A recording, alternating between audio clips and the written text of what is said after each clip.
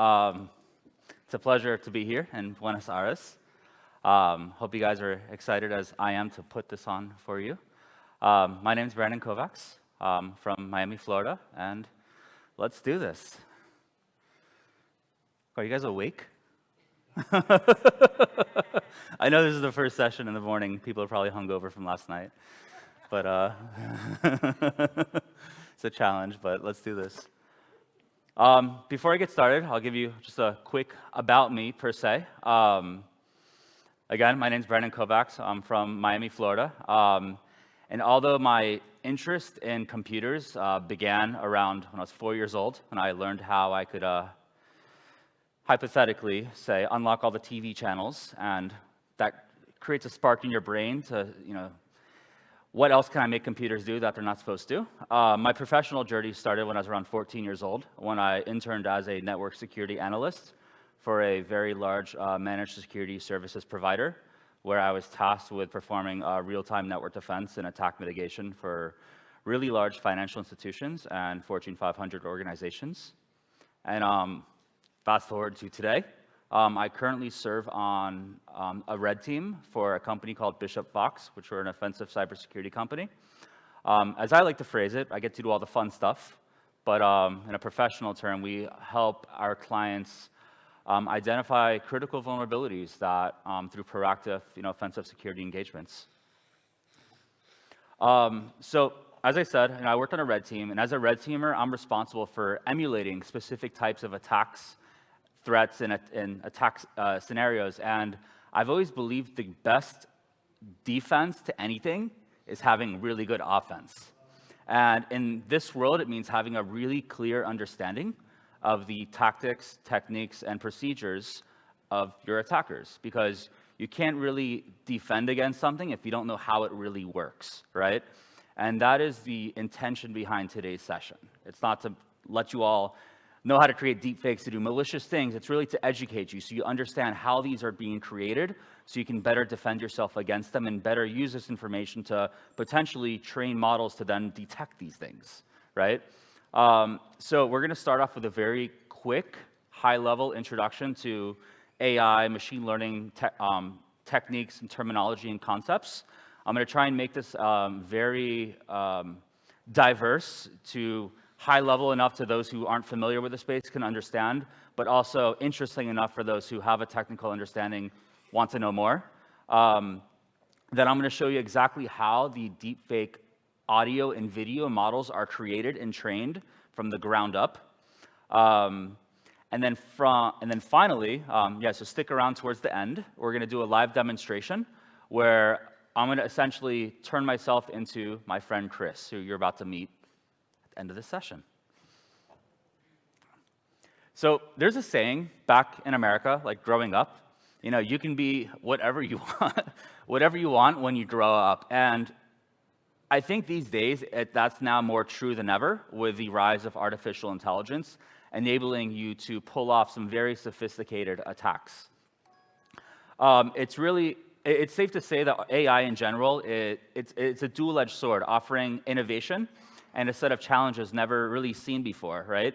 We're beginning to see a new wave of AI-powered cyber attacks from where the attackers' tactics, techniques, and procedures are leveraging machine learning to carry out a wide range of activities, including the creation of hyper-realistic deepfake video models trained on data collected from public sources. So imagine YouTube, social media, professional networking sites. If you are a public figure of a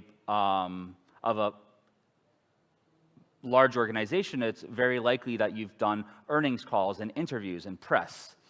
So all these things can be used to create very convincing deepfake video and vocal clone models and used to impersonate those individuals. And although it's out of the scope of today's conversation per se, it's also enabling attackers to do things like leverage large language models and techniques such as RAG, or retrieval augmented generation, to look at data sets, and then looking at a data set from breached data on the internet and using an LLM, using that in conjunction to create very sophisticated, personalized email on a per recipient basis and carry out activities such as phishing, email phishing at scale, hyperscale really, and also enabling people to do vishing at scale. Back in the United States, last year, there was an incident in which someone cloned the voice of a political candidate and then used robo-dialer technology to call thousands of people at once as that person to try and spread disinformation. So it's safe to say that AI is shaping the future of social engineering. And these attacks are evolving. So starting off we've witnessed a progression from the voice cloning of high-profile individuals to carry out fraud, to the hacking of streaming providers to spread deepfake videos for the sake of spreading out disinformation, to now fast forward to earlier this year using video and voice models at the same time to pursue real-time deepfake video and voice cloning attacks, right? So I'll give you a quick history. Back in 2019, does this have a laser pointer? Yeah, it does. Oh, never mind. It doesn't. Okay, so back in 2019, you had the first publicly known voice cloning incident in which someone cloned the voice of the CEO of an energy company in the United Kingdom. During that attack, they lost roughly $250,000 US. So call that's like what, 250 million Argentinian pesos? Fast forward to 2020, there was a voice cloning incident affecting a multinational bank in the United Arab Emirates. During that incident, someone cloned the director of the bank, and they lost $35 million US as a result. Fast forward to last year, you had a nation-state adversary hack into streaming and video providers of a specific country. And during that attack, they created deepfake videos of a news anchor. And then because they had control of what's being sent out on the news networks, they then spread that out to all their viewers as a way of spreading disinformation. And then fast forward to earlier this year, which was kind of the inspiration behind this talk, you had an incident in which a finance worker at a multinational bank, or a multinational firm, I should say, in Hong Kong, was on a live video call over Zoom. And on that call, he thought he was talking to the chief financial officer of his company. So on that call, long story short, he was on a video call, and he was instructed to send a $25 million wire transfer. So that's like what, 25 billion Argentinian pesos? Which he did, because the CFO was telling him that was his boss. So he sent out the money. A day later, he found out that it wasn't the chief financial officer he was talking to on that video call. It was a real-time deepfake. And once I heard about that, I had 3 reactions. That's crazy. Sucks for them. But most importantly, as a red teamer, it's my job to emulate these types of threats. How do they do it? Because ever since then, we've had a lot of interest from the clients in the company I work for, large financial institutions, expressing concern over that incident, but also interest. Do you have that capability to clone our CEO or clone the head of our IT and then call the IT help desk and try and reset people's passwords and then try use that as a means to carrying out social engineering during an external breach and then pivot through the network from there? So it's becoming really evident that the size and sophistication of these attacks are increasing. And in my opinion, it's only getting worse due to the wide availability of the open source tooling that exists. You can go on GitHub and find the software for free, coupled with advancements in consumer grade hardware, meaning like NVIDIA, RTX 4090 graphics card that you can buy from the electronics store. Using those two together enables threat actors to pull off these types of attacks. They don't need very expensive $80,000 US enterprise grade GPUs to pull off these attacks like you would maybe many years ago. Now you can just use it using consumer grade hardware. So before I dive in a little bit further, I think it's important to familiarize ourselves with some key terms for those who may not be as familiar with this space, because it's relatively new. So let's just go over the basics. So a model at its core is just it explains a type of algorithm, right? That relies on a data set to recognize patterns and learn from it through a process known as what's called training. Training is a process in which the model framework looks at the data set from a mathematical perspective, trying to come up with a formula that represents that data and make a series of predictions. And over a series of iterations, those predictions become more accurate. And then finally, we have inferencing, which is the phase most people are probably familiar with.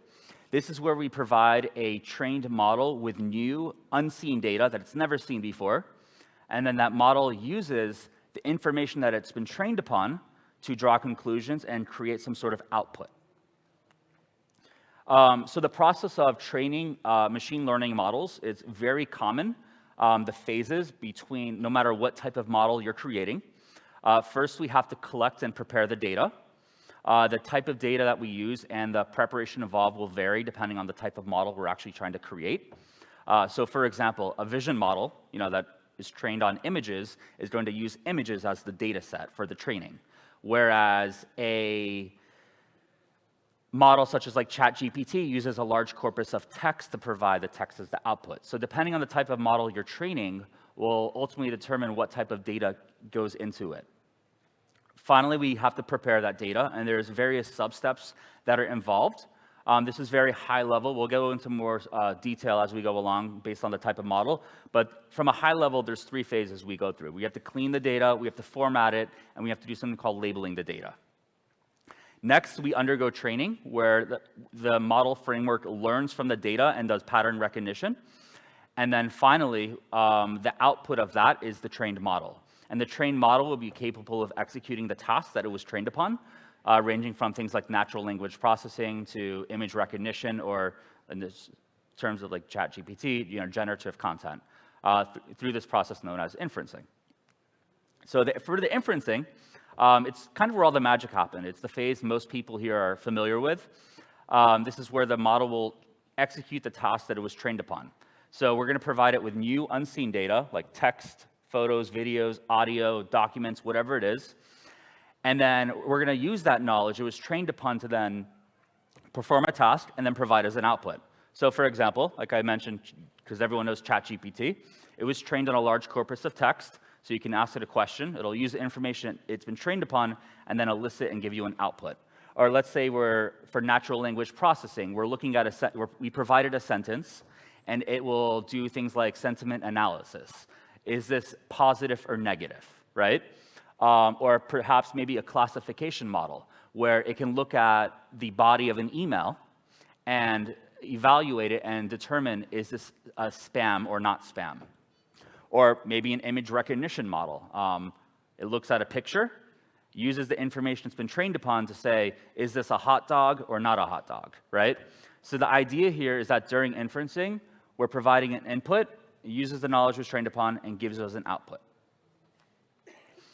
So before I proceed to the deepfake video and voice cloning component of this presentation, I think it's really important to highlight the ethical considerations of what I'm about to show you. So make it very clear that it's imperative that the creation and use of deepfake video and voice cloning tech is done with consent and for legitimate purposes only. Today's demonstration adheres specifically to these guidelines. The clone that I created was done with consent of my friend Chris, because I needed someone to clone for my research, so he did me a solid and allowed me to clone him. So yeah, just please keep that in mind. What we're doing here has very serious ethical considerations. You're essentially cloning someone's likeness and you're turning into them. So that has some very serious ethical considerations that you always have to keep in mind. Now let's get to the fun stuff. So we're first going to talk about voice cloning technology using strictly open source tooling that exists on the internet today. So vocal models can be created and trained using a framework called as retrieval voice conversion, also known as RVC, which can be found at the following GitHub repo. You can take a picture, and it's all public. So RVC allows you to train your own vocal models, specifically using audio as the input for the data set. these vocal models, once they're trained, can be inferred to do what's called audio-to-audio conversion, which enables us to maintain the speech's content, yet alter the pitch and tone to match another person's voice and their vocal characteristics with a remarkable degree of accuracy. So yes, we are going to use retrieval voice conversion to train the vocal model and then infer them. As I said, the steps to create and train the models looks very similar to what I explained earlier. However, as you see, the sub-steps are a little bit different, which I'll get into greater detail in a moment. So first, we're going to use audio files as our data set for the data collection phase. So think of if you're going under the approach of, you're doing a social engineering assessment for a company, and they want to best emulate, what does it look like if someone clones our CEO, right? You're going to use audio files that you're going to collect from public sources, social media, professional networking sites, podcast interviews, etc. You're going to take those files, and then you're going to prepare them before you start training. The preparation involves cleaning the audio, which I'll get into all these in greater detail in a sec. Cleaning the audio, meaning like removing the large gaps, splicing them to delete those large gaps, converting the files into the appropriate format, and you're going to, although this step is optional, it's called transcription, where you're labeling the data and saying, in this WAV file, this is the actual text, and this is the spoken speech that was said. And like I said, in the next following steps, we're going to get into much greater detail. But once that data is prepared, it undergoes the training, where we're training what's called the model itself, and then something called the feature index. And then the outputs of that training is going to give us the trained vocal model. So let's talk about the data collection phase. So like I said, you can either go under the approach where you're sourcing public information, but for this demo specifically, my buddy Chris, who you're going to meet at the end of this presentation, I went over his house, and we used something called the voice recorder software that I helped create. With this, it allows us to, it has scripts in 58 languages, right? So English, Spanish, Swahili, every language you can possibly think of. And in those scripts, there's 300 lines that he has to read. And these lines are phonetically diverse, so that we can have a very rich data set of every syllable across the vocabulary of that appropriate language. Each script or each line is approximately 5 to 10 seconds in spoken speech, and there's 300 of them. So you get roughly around 15 minutes of spoken speech, really high quality speech. And we're also going to save these in WAV format, specifically 44K in mono. If you're going under the approach of using strictly public information, right, you're going to need more than 15 minutes. What I found as the best practice is around 1 to 2 hours, just so that way you have that phonetically diverse data set. Next, we're going to prepare the data. This can be accomplished using either paid tools, such as Adobe Audition, or open source tools, such as Audacity. Personally, I prefer Audition because it allows you to edit and clean up these clips in batch, right? So when I first went down the rabbit hole doing this research, I was using Audacity, and it was a manual process, cleaning and splicing, removing the large gaps. When you talk into a microphone, there may be like popping noises, right? So you'd have to manually go through and cut it, and that would take hours. Actually, it took me 1 week to do the first model, just cleaning and preparing the audio of around 1 to 2 hours. What I found is that using Audition, there's a tool called Diagnostics, which will basically look at all the clips and remove all the large gaps for you. It kind of automates that process. So what took me 20 to 30 hours now takes me around 5 to 10 minutes. So during this, we're going to, like I said, we're going to do a few things. We're going to clean the audio to remove the popping noises and just any sort of background noise, right? So that way we isolate the speech of the speaker. We're going to splice it up to remove any sort of large gaps, and then convert it into the appropriate format, which I've mentioned before, WAV format in mono 44K. Next, we are going to label the data through a process called transcription. This is where we create a metadata mapping between what is said and what the file is. So file 1, hello, my name is Brandon Kovacs. File 2, how big the world is, right? And we're going to repeat that for every single clip. This step is optional. However, depending on the framework that you're using, it can lead to greater results. Next, we're going to use the retrieval voice conversion framework to actually go ahead and start training the model. I annotated a lot of it, so I'll explain what everything means, but there's a few steps involved. First, we're going to set the parameters, which I'll walk you through in a moment. I guess we'll do that right now. So we're going to set the parameters. So first of all, we're going to train an RVC version 2 model with a 40K sample rate.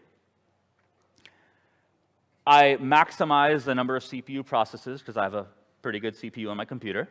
We're going to set things such as a save frequency. Okay, let me reverse. So we're going to set the parameters at the top. Let me come over here. The bottom area describes the actual training, what's going on, what's happening behind the scenes. So we're going to train this to 1,000 epochs. An epoch represents a complete pass of the data set, right? So we're going to look at the data set 1,000 times.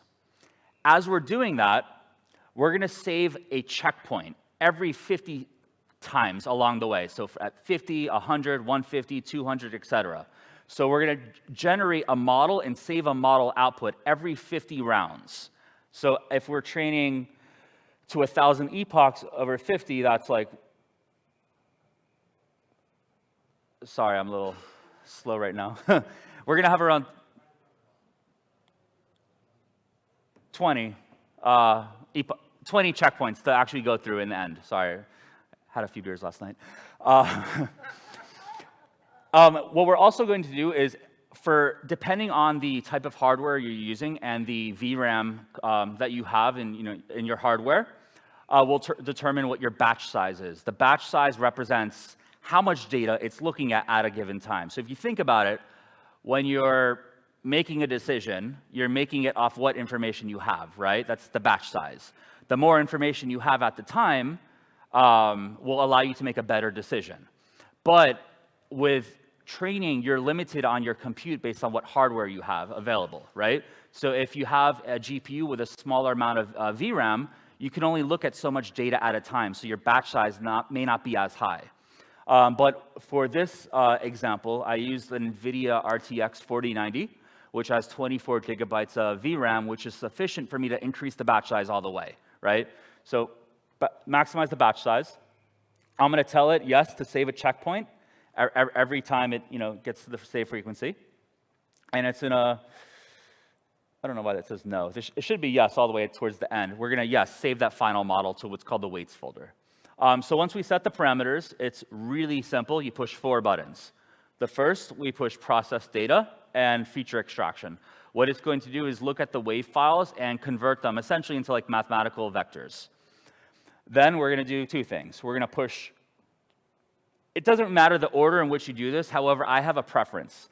The first is train feature index. What that's going to do is create this vector index lookup file, which takes approximately 1 minute to create. Once you have that index file, you then push the button that says train model, and then it undergoes training. And then as we're undergoing training, every 50 epochs, we're going to have a new weight saved. So what this allows you to do is use, which I'll get to in a moment with the inferencing, you use the feature index and then the weight, and then you can use them to actually do the changing your voice. But what this will allow you to do is, as the training is taking place, you can start looking at the files to see which one you like, which one sounds best. And if you were to push this button first, this process can take anywhere from a few hours to a day, depending on what compute you have available. This process takes a minute to do. So by training the feature index first, which only takes a few minutes, as these weights are then being spit out during the training phase, you can start evaluating those models to see what you like. But again, it comes down to personal preference. The final result is going to be the audio model represented as a path file, and then the feature index represented as the index file. And what this is going to enable you to do is send in an audio, provide audio to the retrieval voice conversion framework, either a static WAV file that you already pre-recorded, or if you're using what's called the voice changer software, which I'll get to in a second, you can provide it an audio buffer, so like an actual microphone.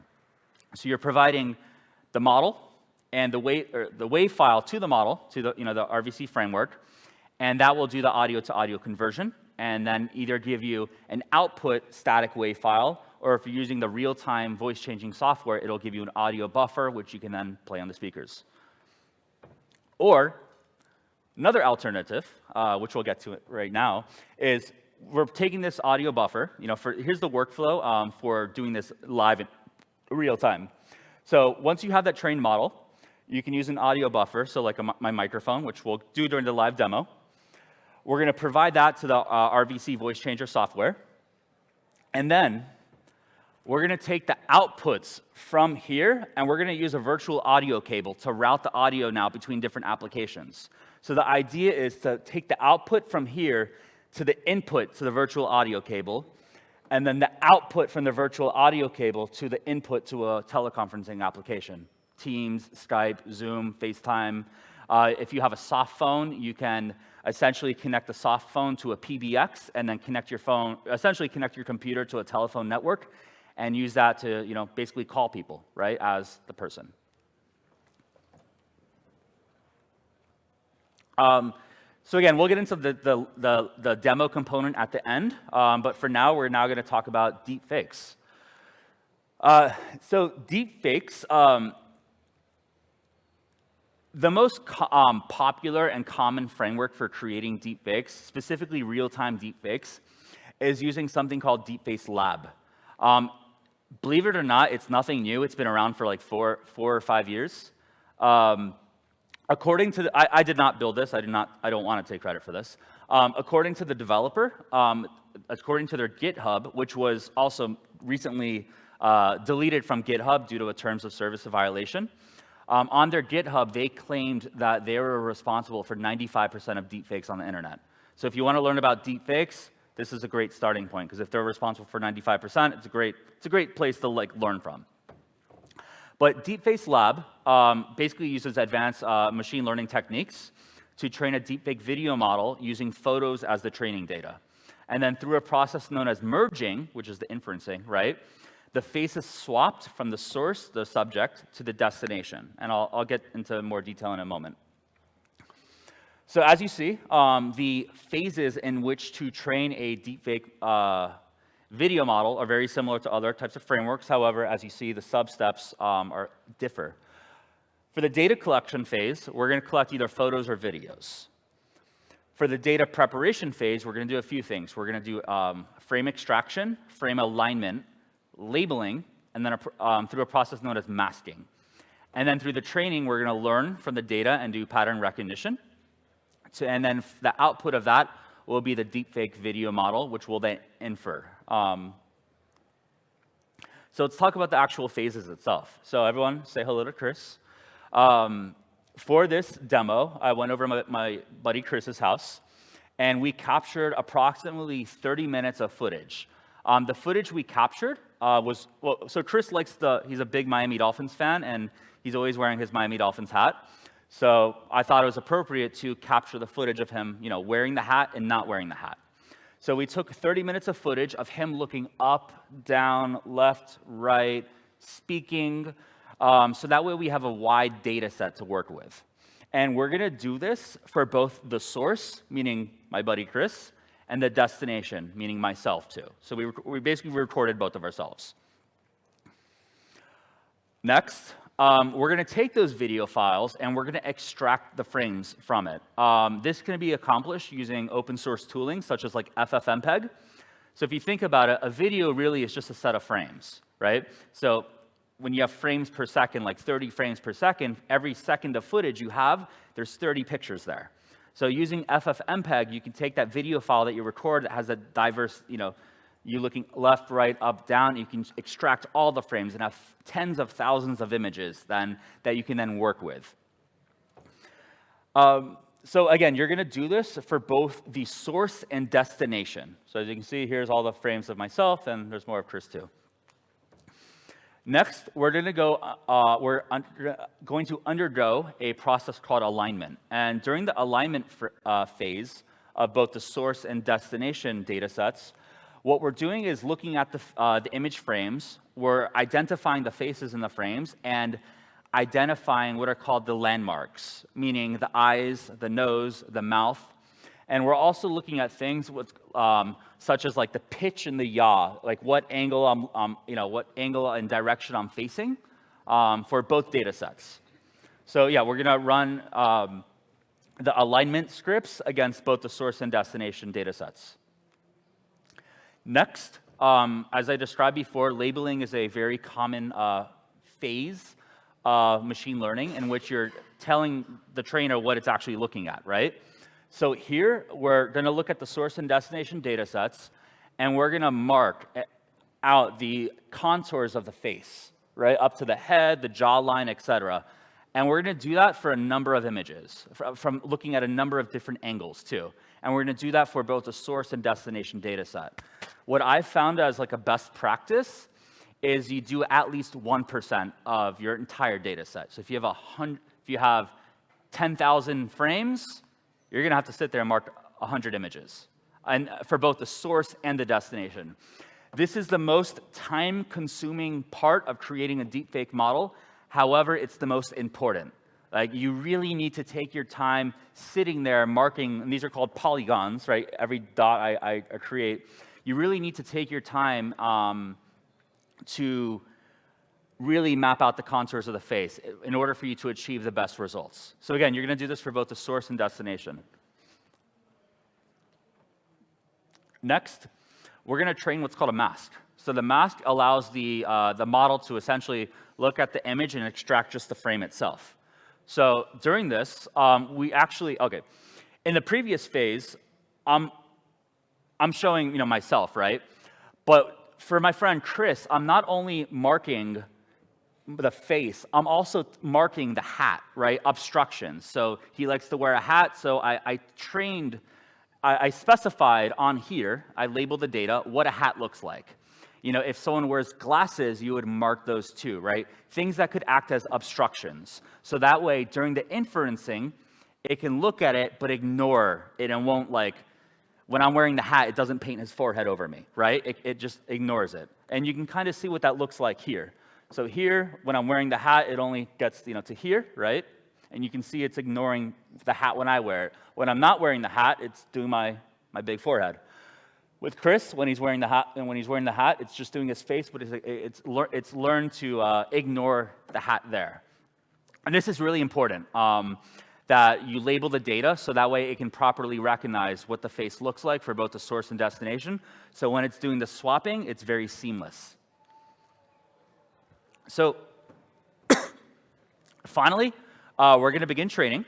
This is where Deepfakes Lab attempts to learn from the data set and make a series of predictions based on what it knows at that point in time. The top row represents the source, my friend Chris. The middle row represents the destination, myself.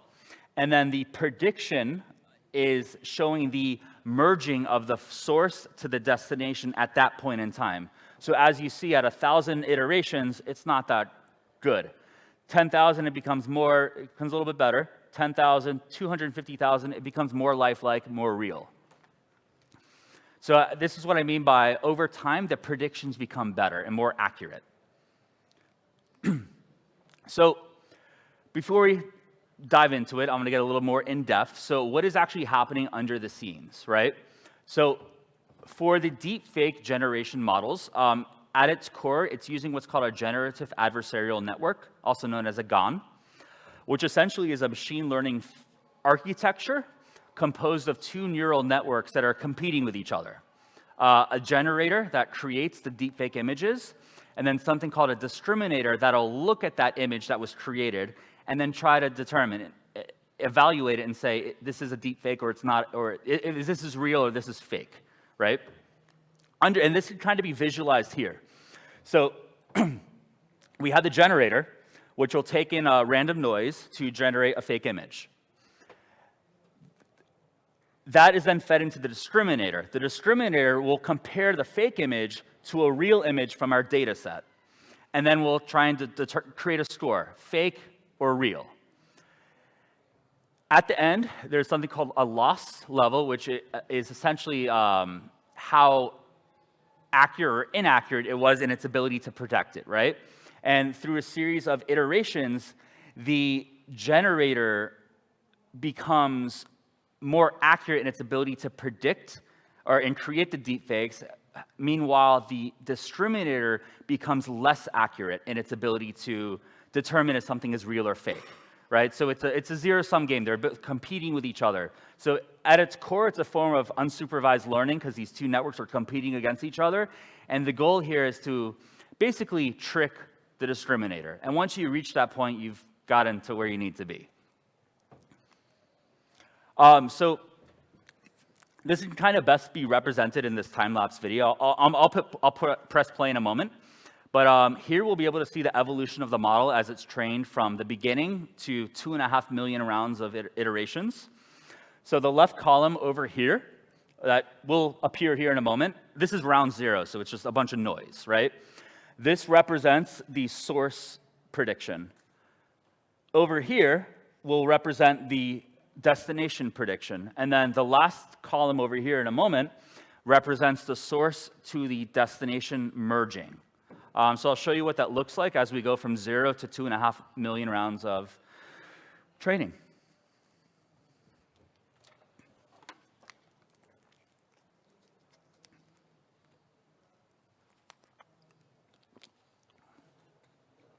Here we speed it up a little bit. So as you see, as we're increasing the training, it becomes more lifelike, more realistic, until finally we have the end result, which you can see over here. And these are all, everything here is a deep fake, right? Here's the real, here's it trying to reinterpret and recreate it. Here's the real, here's it trying to recreate it. And then here is the merging from him to me onto me, right?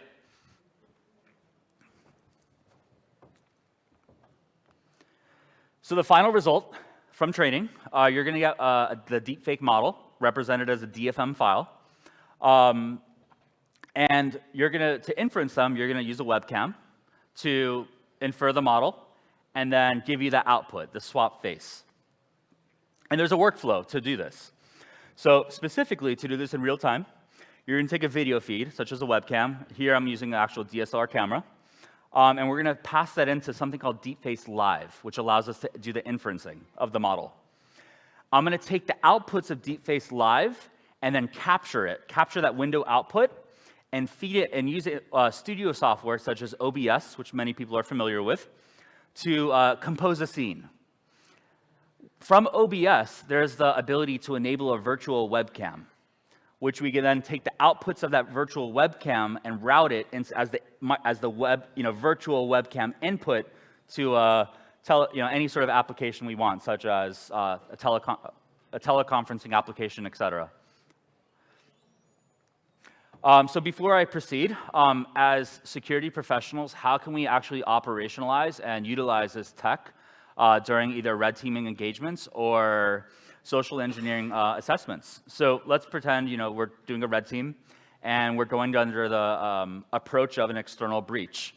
A voice clone could be used to perform external vishing against the organization. So for example, calling the IT help desk as a person within the business with the goal of trying to reset their password. Once you can reset that password, you can then move in, and crack the perimeter and pivot, move laterally, and take over, right, to get to your trophy goal.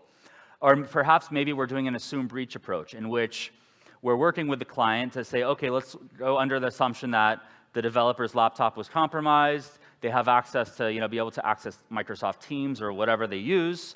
They were able to create, because of the public figure of the company, they were able to create a deepfake video and voice clone.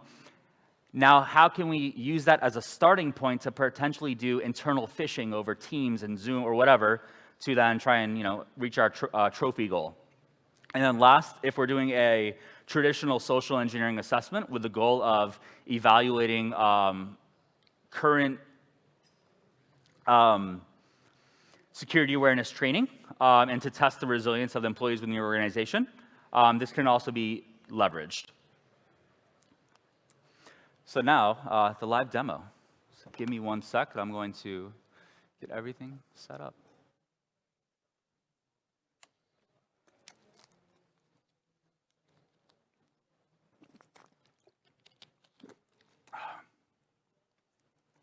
All right, so for this, as I mentioned, and I know I only have so much time, so after this, I will be setting up outside, and everyone will be able to play with this and stand in front of the camera and turn yourself into, you'll see who. I don't want to specify just yet. It's fun, but there's a few components happening behind the scenes. So first, like I said, we have the voice changer. So from the voice changer, don't switch it yet. I'll let you guys know. But essentially, we're going to take the audio from my microphone, pass it to the voice changer, and then route it. For this case, we're routing it, to the speakers here. However, if I were to use the virtual audio cable approach, I would set that input over here, and then set it as my input to the teleconference app or whatever it is. So let me go ahead and start the inferencing. Next, I'm using deepfakes live to, we're good. To infer the model. So here I'm providing the camera input. Oh, you guys can't see, never. Okay, let me show you over here really quick. So over here, I have the camera input set. I have my model set that we're going to infer. And when I stand in front of the camera, it's going to look at my face and do the actual swapping. And the bottom right frame represents the merge frame. So now I'm going to show you what it looks like once you use that in conjunction with studio software. You guys can go ahead and swap the audio over. Testing? Testing. Okay, that looks awesome.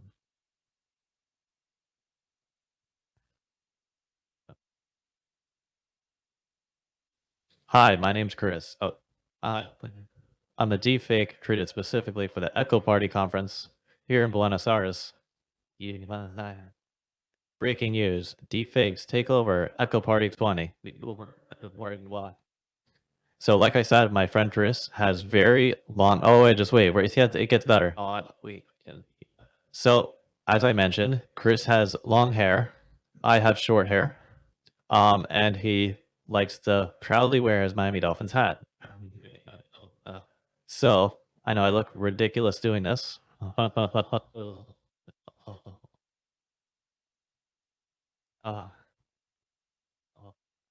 Give me, I gotta eat my hairline. Sorry, I had a very bad hair day.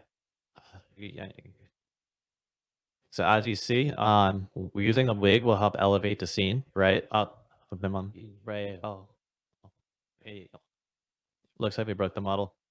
With the a moment.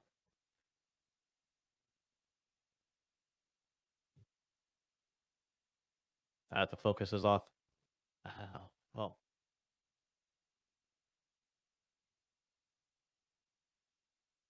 you one sec low. So in fact, with the focus of the camera, it adjusts, and that will throw off the inferencing. So you just have to find that sweet spot. Okay, there we go. I'm not gonna use the way it's breaking things, but I will throw that on. Well, no. So, yeah. So, in an environment such as this, we have the lighting coming down on me, hitting the hat, and creating a reflection and shadow on the face, and that's gonna throw off the inferencing of the model. Typically, when we do these for like red teaming, offensive security engagements, this is done in a very controlled studio environment where I have full control of all the lighting and all the parameters. So it's obviously very difficult to do this on stage. Yeah, it's breaking the model. Breaking the model. Oh, so it gets the focus.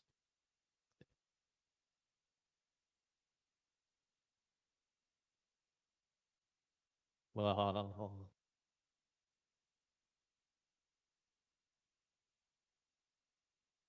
There we go. All right, this is the best I can do for this. Sake of this demonstration. See, it broke it down.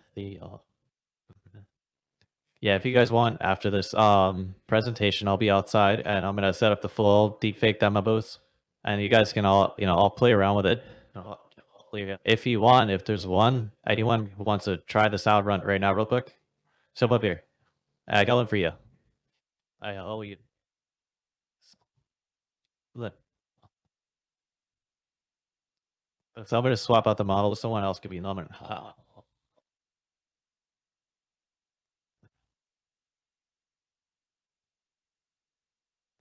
Because you're stand right here. I just look straight at the camera and give it a moment. Well, no. So, ta-da.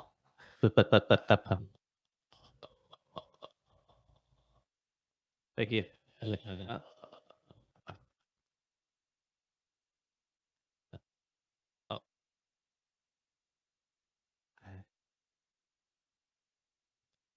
So, yeah, thank you, everyone.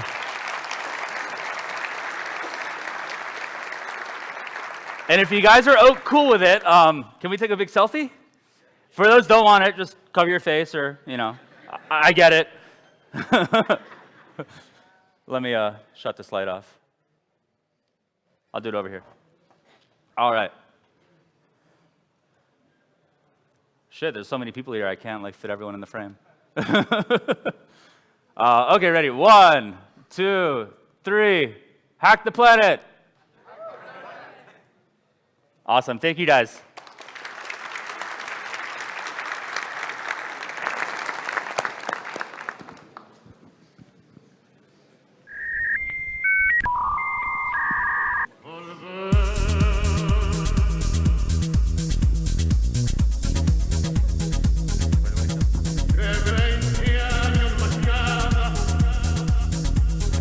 Thank you. Oh, yeah, and if you guys have questions, I forgot to ask if you guys have questions, but if you do, I'm sure you do.